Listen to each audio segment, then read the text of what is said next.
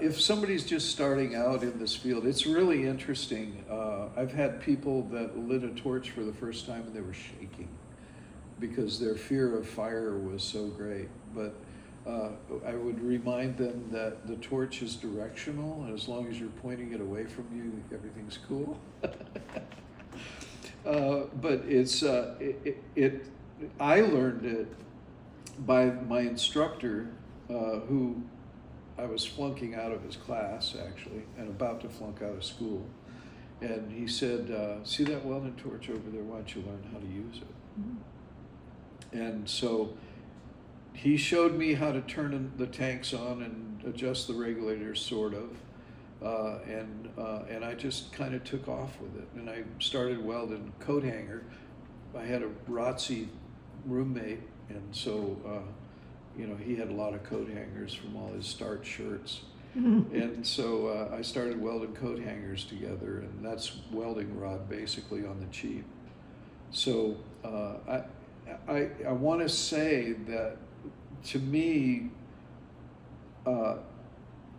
if you really want to do something that is uniquely creative and relatively permanent, then welding is an incredible way to go. Most techniques that people do with sculpture are subtractive, where you take a block of stone or a chunk of wood and you remove stuff to show what your vision is. Otherwise, it's additive, like weaving, for instance, or other things that you're assembling with wood pieces, or that kind of thing. So you have those two schools.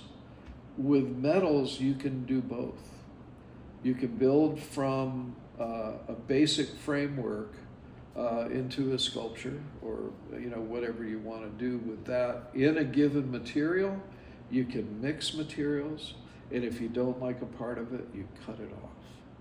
I even had recently a commission that was welded bronze.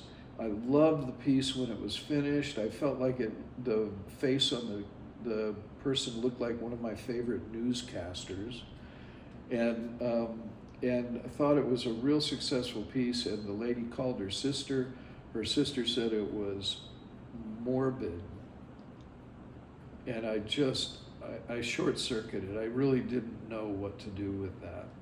So I had to change the piece by hacksawing through her mouth and cutting her lip to be shorter so she would have a bigger smile.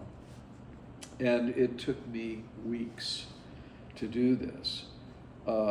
But great lessons learned, and one of those lessons was that I could actually use a Dremel type tool with bits on it and carve the bronze. So it was all of a sudden this additive technique that I've been doing became subtractive too. So there are grinders and all kind of flap sanders, all kinds of things that you can remove material with that can really enhance the surface quality. Like if I do a cupped shape like this, and I want to polish it so it's real shiny on the inside, I can do that with different kinds of attachments for grinders. So many, many different options that you have with metals that you don't have with other things, it seems to me.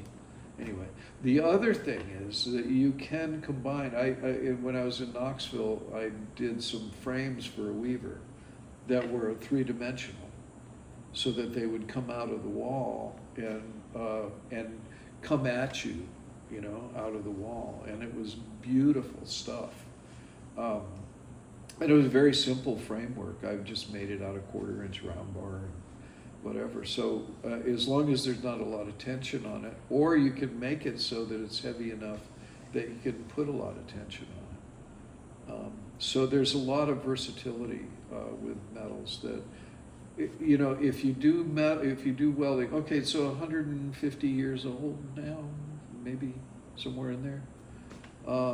That's new technology. That's a new way of expressing ourselves on the planet. And that to me is satisfying.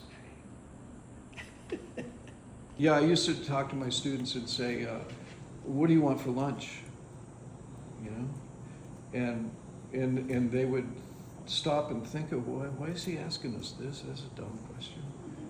And I said, but immediately you got the menu of that place over there, that place over there, that place over there, and all those menus, and you can taste the food in your mouth, and you know what it's going to taste like if you go to Burger King, right? You know, so it's another level of mind that we have where we are able to envision, right, inside, or auditory abilities. What is the term for that? Yeah, there's got to be a term for that when you hear it inside your head. But anyway, so I feel like that's a level that you can bring to the fore, and that may be why art stays alive and why it's not so mechanized. You guys, I was talking earlier about the mechanization through computerization and how it's doing away with the handcrafting. You can't do that with sculpture. Well, you could do that with, yeah, they're starting to do it with sculpture. You know, you'd be able to have a program and design a sculpture and then send the what is it? PDF to the guys down in Bastrop, and they can cast the piece from the PDF. I've been driven by philosophies all my life. Well, yeah, especially since I quit drinking and smoking dope and doing all that stuff. I feel like that transition was led by a near death, you know, like I almost killed me, just, you know, drinking it and killing myself. Slowly, very slow way to die. You know, so yeah, so I think that quest, you know, looking for greater wisdom and looking for a philosophy that works for me, and how I can better live my life and that kind of thing. And I feel like, okay, so in a sense, you return to a place of childlikeness. You know, I hadn't been sober since I was a kid, you know? So to me, the sobriety thing had its own level of inspiration that went along with it. And inspire, great word, right? Spiritus, the spirit within, right? And it comes to rise. And so I feel like that is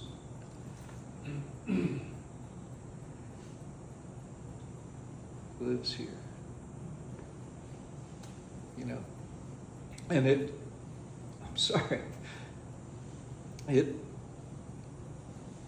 gives me suggestions, right?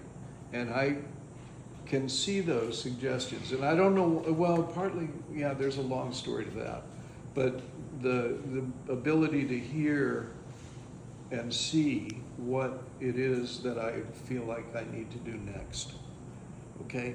And I don't know, you know, you can't draw that ahead of time.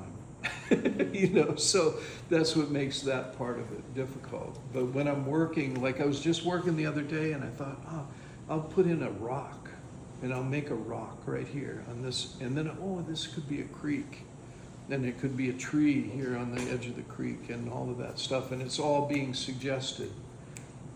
And I'm in a clear place playing like a kid, you know, innocently, and there it is. It's like, oh, wow, you know?